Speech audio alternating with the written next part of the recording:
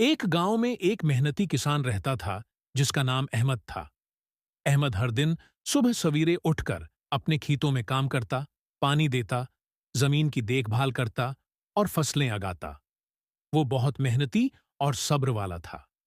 इसकी जमीन में पैदा होने वाली फसलें हमेशा बेहतरीन होती थीं और गांव के लोग उसकी मेहनत की बहुत तारीफ करते थे। दूसरी तरफ अहमद का एक दोस्त था जिसका नाम सलीम था। सलीम बहुत काहिल था और हमेशा आराम करने में मसरूफ रहता था। वो कभी अपने खेतों में काम नहीं करता था और दूसरों पर इन्हिसार करता था कि वो उसके लिए काम करें।